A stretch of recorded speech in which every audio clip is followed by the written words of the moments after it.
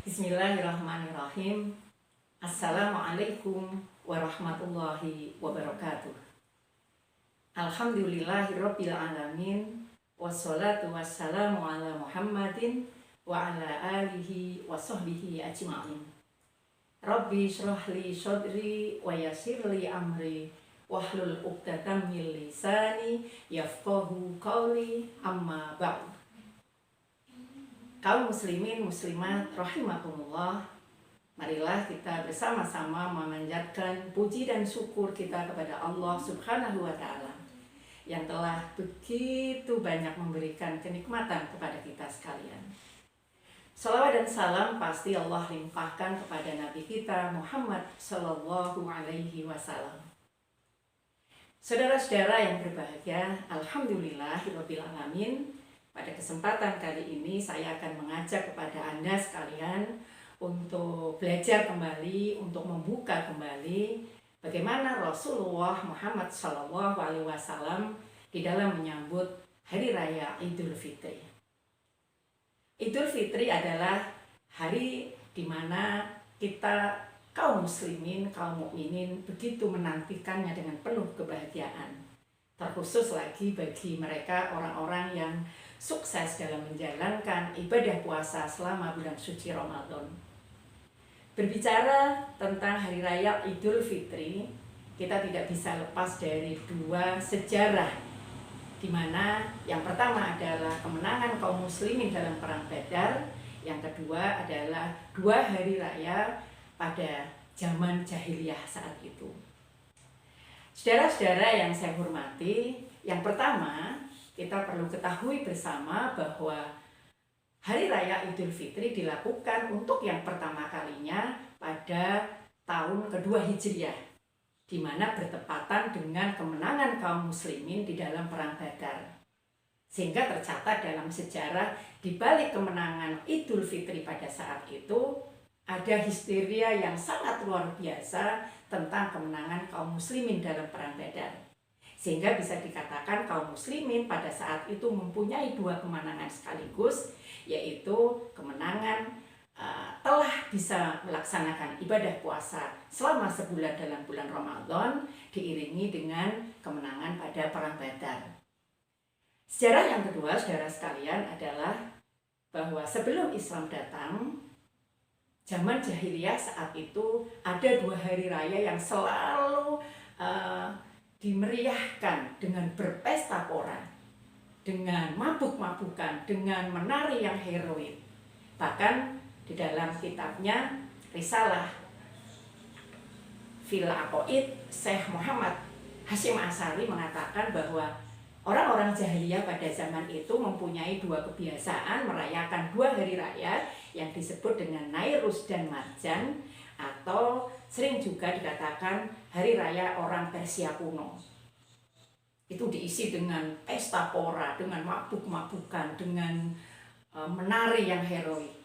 Sampai perintah Allah datang tentang berpuasa pada bulan suci Ramadan. Sehingga Rasulullah SAW mengganti dua hari raya saat itu dengan Idul Fitri dan Idul Adha. Kaum muslimin, muslimat rahimakumullah, Rasulullah Muhammad SAW mengajarkan kepada kita bagaimana kita menyambut Idul Fitri.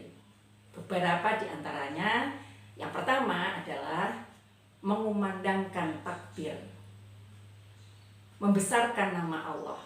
Ketika kita masuk maghrib pada 1 Syawal sampai ketika kita akan menjalankan ibadah sholat Idul Fitri. Kalimat dari takbir itu sendiri kita semua sudah tahu. Allahu Akbar, Allahu Akbar, La ilaha illallah, Wallahu Akbar, Allahu Akbar walillahil hamd. Saudara sekalian yang saya hormati, mari kita sesaat lagi akan memasuki Syawal, Hari Raya Idul Fitri. Saya mengajak kepada Anda semua untuk bertakbir di rumah-rumah, di musola, di masjid, di mana saja Anda berada, bahkan di dalam perjalanan, sebagai bukti kecintaan kita kepada Allah Subhanahu wa Ta'ala, mengagungkan namanya. Yang kedua, saudara sekalian, adalah membayar zakat, terutama zakat fitrah. Dalam hal ini sangat erat hubungannya dengan kepekaan kita terhadap sesama. Bagaimana rezeki kita bersihkan, bagaimana sesuatu yang ada pada milik kita harus yakin dan harus tahu bahwa ada bagian orang lain, maka kita disuruh membersihkannya.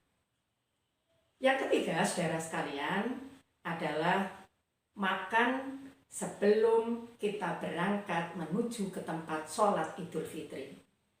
Dalam sebuah hadis dikatakan Rasulullah Muhammad SAW tidak akan berangkat ke tempat sholat Id sebelum beliau makan.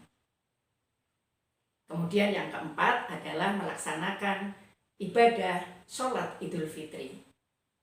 Rasulullah di sini menyuruh kepada umatnya, baik laki-laki, perempuan, tua, muda, anak-anak, bahkan wanita yang haid sekalipun, disuruh untuk keluar berkumpul ke tempat-tempat di mana diadakannya sholat Idul Fitri. Padahal di sisi lain, bahwa wanita yang haid tidak diperbolehkan melaksanakan ibadah sholat. Tetapi kenapa orang yang seperti ini pun disuruh berkumpul? Karena untuk mendengarkan khutbah, untuk mendengarkan beberapa tausiah. Dan satu hal lagi yang harus kita ingat, Rasulullah mengajarkan ketika kita akan berangkat menuju ke tempat sholat Idul Fitri dan pulangnya mengambil jalan yang berbeda. Kenapa? Dimaksudkan untuk bisa bersilaturahim, bertemu dengan banyak orang. Saudara-saudara yang saya hormati, selanjutnya adalah mengucapkan hari raya dan bersilaturahim. Ada sebuah kebiasaan yang sebenarnya agak-agak keliru sih ya. Di dalam Islam, di dalam Rasulullah mengajarkan kita merayakan Idul Fitri bukan kemudian mengkhususkan untuk bermaaf-maafan. Karena hakikatnya bermaaf-maafan adalah pada saat yang tidak ada ketentuannya. Setiap saat, setiap hari, bahkan ketika kita melakukan sebuah kesalahan terhadap orang lain, maka pada saat itu juga kita diharuskan untuk meminta maaf. Tetapi ada kalimat Rasulullah dan para sahabatnya dulu ketika masuk di Idul Fitri, kemudian bertemu, beliau akan mengucapkan dengan kalimat taqabbalallahu minna wa minkum. Semoga Allah menerima amalku dan amal kalian. Tetapi di sisi lain, para sahabat juga mengatakan bahwa bolehlah mengucapkan dengan kalimat itu, tapi juga dengan kalimat yang lain. Mari selagi ada ucapan yang di dalamnya ada sebuah doa, maka saling mengingatkan dengan mengucapkan taqabbalallahu minna wa minkum. Kemudian yang kedua bersilaturahim. Rasulullah dan para sahabat pada saat selesai menjalankan sholat ibadah Idul Fitri, kemudian pulang ke rumah masing-masing, saling bertandang, saling bersilaturahim untuk menyambung pertemanan, menyambung persaudaraan.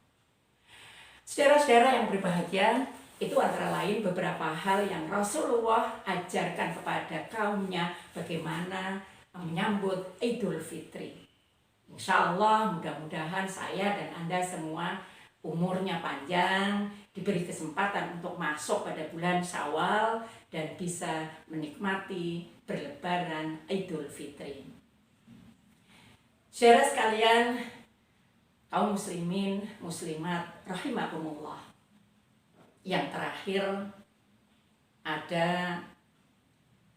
kalimat yang perlu kita cermati bersama, perlu menjadi sesuatu yang baik untuk kita renungkan, bahwa bukan orang yang beridul fitri yang berpakaian bagus, tetapi orang yang beridul fitri adalah orang yang taatnya meningkat, bertambah.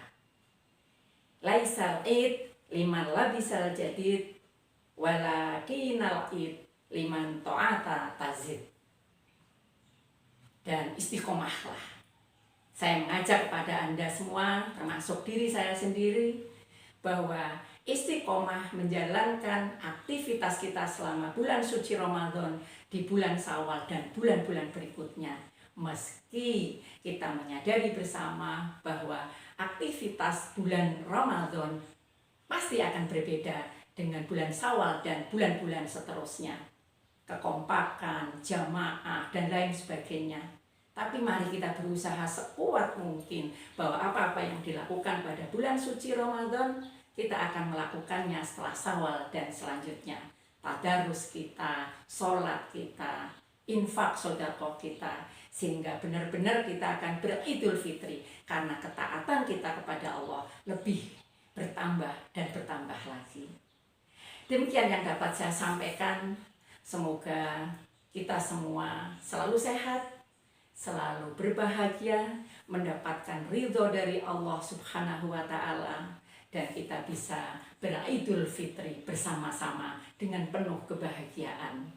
Terakhir, nasru minallah wa fathun qarib wa basyiril mu'minin. Assalamualaikum warahmatullahi wabarakatuh.